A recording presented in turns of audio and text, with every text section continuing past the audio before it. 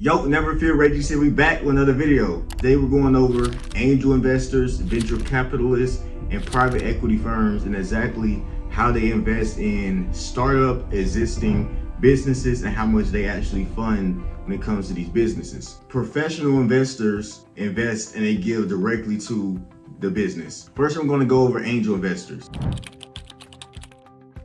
An angel investor is a single person, and that person will go out of their own pocket, their own savings, and will lend to startup businesses or existing businesses. And during this process, we got the seed and we have the pre-seed. Pre-seed is the idea before you actually have the money, and the seed is when you have an actual product and you're just looking to get money from the investor so you can start your business plan and earn revenue. An angel investor will fund a company up to $1 million.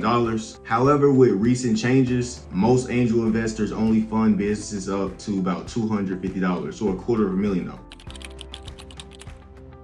VCs, also known as venture capitalists, the way they accumulate their money is they hop on the board of your company. So they ask for equity. The checklist you need to have in place to actually obtain a venture capitalist, you need at least 2 years of business, meaning you need 2 years of tax returns, 2 years of filed taxes for your business. The minimum asking amount you can ask from a venture capitalist is $1 million. Venture capitalists sometimes don't mind if you don't have any revenue. However, they would like to see revenue in the business, which is why I said you need at least 2 years of tax returns. And if your business is earning at least $250,000 of revenue, which is $250,000, they can see your business as something they want to invest in. Now, this process does take about 1 year. Last but not least is the private equity firm. Private equity firms buy your business. So normally businesses are in business about 5 years. So you have tax returns, you're earning revenue, the company comes in, the firm, they buy your business from you. Now I'm gonna give you the psychology when it comes to angel investing altogether. Angel investors look at very high risk, very high reward. Meaning because they're coming out of pocket, out of their savings, they're gonna wanna know that your idea will earn them money. However, here's the kicker. If you are able to obtain money from an angel investor, the money they give to you, let's say they give you $5,000. If you do not earn that money back, there is no legal obligation that they have that you have to pay them back. There's nothing in writing that says that ever. However, when it comes to angel investors, they do prefer you to be locally in their city. So I'm gonna go over the steps on how to actually obtain an angel investor or venture capitalist now. Number 1, you want to email the angel investor. On that first initial email, you want to attach your pitch deck and your business plan. Now, when it comes to the risk and reward, like I just stated, they will calculate that based off of what you have calculated on your financial plan. So on your pitch deck, when you put in your graphs, your numbers, you need to have that outline so they can just automatically see it. Your pitch deck shouldn't have too many words. Leave that for your business plan. Your business plan should be able to have your numbers, your graphs, and your words on it. Ways to find angel investors, venture capitalists from least to greatest is number 1, Google. You can Google angel investor in my city and you can email them one by one. Now that is normally like the least effective thing because it takes so much time and you're just looking for a random prospect. Number 2 is LinkedIn. This one works a lot better. You can go onto the LinkedIn tab and search for investor. The reason you want to use a platform like LinkedIn is simply because you can talk to the investor one-on-one. Number 3, the third best way is to go to events.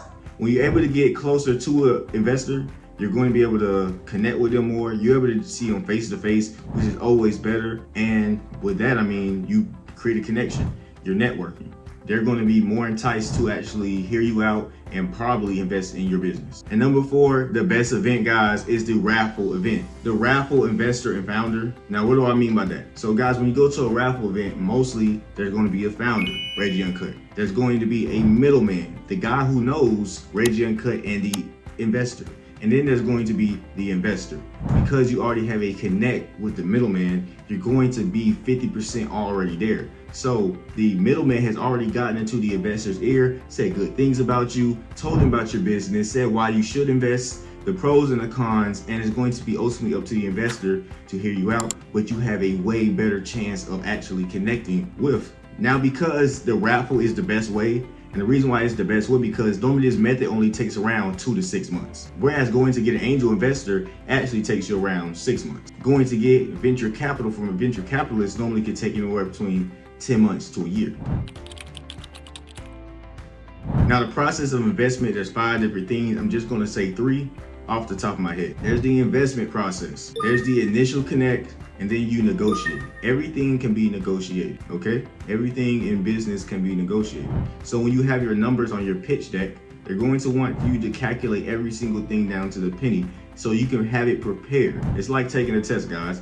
If you study for the test before you take it, you have the study guide, you read on it, and you actually go take the test, you're probably going to pass the test. Now the investment documents. You need a pitch deck. On your pitch deck, you need to have a graph and numbers. Pretty much that's it, not too many words. On your business plan, you need to have graphs, numbers, and words, okay? You need to have a term sheet. A term sheet is just the agreement between a investor and the founder. Anything to do with money, have it on a pie chart so they can just look at it. If you say, hey, 70% going to marketing, 10% is going to this, 10% is going to this, have it broken down so the investors can just look at it and they don't have to read, and it can be quick and easy for them to search. Then there's post-investment, and basically this is going to be how long the investor is willing to stay in the business with you, how much money they're giving you so you can scale your business, and their investment. Now, depending on how much money the venture capitalist or angel investor is investing into your business, they're going to want a seat at the board, meaning they're going to want some type of control, but the control is to help scale your business. And they're going to want some type of equity. And now when it comes to equity, say you give your investor 10%. Now, because you give your investor 10% equity, that means the investor's equity stays on there long term. So let's say your business goes for 5 years. That equity share cannot go down to 5%. It remains at 10%. Now let's say you want to invite more investors onto your brand, into your business. Now you want to add like 5, 10 more, however much. Now let's say you're down to 1% equity in your brand, you still have ownership